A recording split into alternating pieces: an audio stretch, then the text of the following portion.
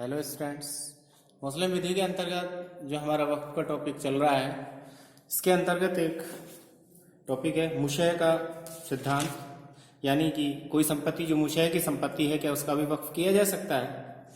इसमें इमाम मोहम्मद के अनुसार यदि संपत्ति अविभाजित है किंतु उसका विभाजन किया जा सकता है तो वक्फ तभी मान्य होगा जबकि संपत्ति का विभाजन किया गया हो।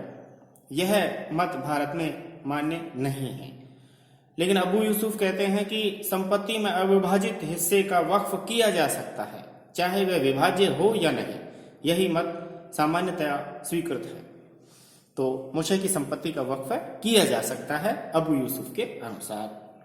अब है वक्फ कैसे किया जा सकता है, क्या क्या तरीके हैं वक्फ करने के। मुस्लिम विधि में वक्फ का कोई प्रारूप निश्चित नहीं किया गया है। यह मौखिक या लिखित भी हो सकता है। इस हेतु कोई विशेष पदावली निहित नहीं की गई है। वह इस विषय का आशय प्रकट करने वाले किसी भी उपयुक्त शब्द के द्वारा की जा सकती है। वक्फ शब्द का प्रयोग आवश्यक नहीं है। वक्फ करने की रीतियां। वक्फ निम्नलिखित तरीकों से किया जा सकता है। फर्स्ट है जीवित लोगों के बीच कार्य के द्वारा। जीवित लोगों के बीच से तात्पर्य है जीवित आवाजों के बीच, यानी जीवन काल में। इस रूप में वक्फ लोगों के किसी कार्य के द्वारा वक्फ ऐसा वक्फ होता है जो वाकिफ के जीवन काल में किया जाता है और उसी समय व्यवहार में आ जाता है।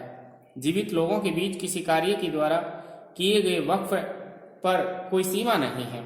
हनफी विधि के अंतर्गत अबू यूसुफ के मतानुसार घोषणा मात्र से वक्फ पूर्ण हो जाता है और इमाम मोहम्मद के अनुसार घोषणा के बाद जब तक मुतवल्ली नियुक्त न किया जाए और उसे कब्जा न दे दिया जाए वह पूर्ण नहीं होता है। और अबू हनीफा के अनुसार न्यायालय की डिक्री के बिना वह पूर्ण नहीं होता है जब तक कि वह वसीयत वक्फ न हो। भारत में अबू यूसुफ का मत मान्य है। शिया विधि के अंतर्गत जब या तो मुतवल्ली को या वक्फ के अंतर्गत प्रथम दानग्राही को कब्जा न दे दिया जाए तब तक वक्फ पूर्ण नहीं होता है, परंतु जहां वक्फ खैराती हो वहां जब तक मुतवल्ली नियुक्त न किया जाए और उसे कब्जा न दे दिया जाए तब तक वह पूर्ण नहीं होता है। लेकिन जहां से संस्थापक स्वयं अपने को वक्फ का प्रथम मुतवल्ली नियुक्त करता है वहां कब्जे का परिधान आवश्यक नहीं है।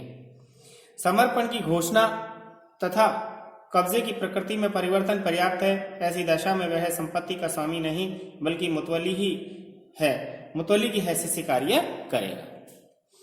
दूसरा तरीका है वसीयत द्वारा वक्फ, कि वसीयत द्वारा भी वक्फ किया जा सकता है। वसीयत द्वारा वक्फ वाकिफ के मरने के बाद प्रभाव में आता है, उसे वसीयती वक्फ कहते हैं। वसीयत द्वारा किया गया वक्फ उत्तराधिकारियों की सहमति या रजाबंदी के बिना शुद्ध संपत्ति के 1/3 से अधिक पर सक्रिय नहीं हो सकता।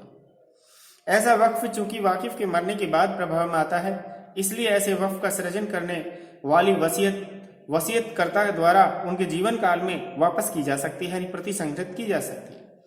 वसीयती वक्फ का रजिस्ट्रेशन आवश्यक नहीं है। तीसरा तरीका है मर्जुल मौत के दौरान। इसमें मर्जुल मौत के दौरान किया गया वक्फ भी बिना उत्तराधिकारियों की सहमति के 1/3 हिस्से से अधिक संपत्ति पर प्रभावी नहीं हो सकता है। चौथा तरीका है स्मरणातीत उपयोग के द्वारा, यानी लंबे समय तक उपयोग के द्वारा। समय बीत जाने से अक्सर प्रत्यक्ष साक्ष्य द्वारा वक्फ स्थापित करना कठिन या असंभव हो जाता है, परंतु उपयोग के साक्ष्य द्वारा वक्फ स्थापित किया जा सकता है। जैसे जब कोई जमीन स्मरणातीत समय से कब्रिस्तान के रूप में इस्तेमाल होती आई है तो उपयोग के आधार पर वह जमीन वक्फ है। इस तरह यदि किसी मुस्लिम संत के मकबरे के पास की मस्जिद में जनसाधारण काफी लंबे समय से नमाज पढ़ते आए हों, वहां यह निर्णय किया गया कि मस्जिद यथाविधि समर्पित थी। मोहम्मद बनाम Fasiuddin Ansari, AR 1956 supreme court इस केस में मस्जिद के पास लगी भूमि पर मुतवल्ली के ने कमरे बनवा दिए। यह भूमि भी सार्वजनिक उपयोग में लाई जाती थी। यहाँ भूमि के इस भाग को इस कारण से वक्फ माना गया। नेक्स्ट केस है अंजुमन इस्लामिया बनाम काजिम अली। अंजुमन इस्लामिया बनाम काजिम अली, AR 1982 मध्य प्रदेश। मध्य प्रदेश उच्च न्यायालय ने यह निर्णित किया कि जहां आरोपित वक्फ की संपत्ति के पश्चात काफी समय बीत चुका है, उपयोग ही एकमात्र उपलब्ध साक्ष्य है जिससे कि किसी संपत्ति के वक्फ का होना या न होना प्रदर्शित होता है। इस तरीके से ये वक्फ के तरीके हैं कि कौन कौन से तरीके से वक्फ किया जा सकता है। पहला बताया जीवित लोगों के बीच कार्य के द्वारा, दूसरा वसीयत के द्वारा वक्फ, तीसरा मर्ज उल मौत के दौरान वक्फ, और चौथा है स्मरणातीत उपयोग के द्वारा या लंबे समय तक उपयोग के द्वारा वक्फ किया जा सकता है। तो ये वक्फ करने के तरीके थे। Thank you.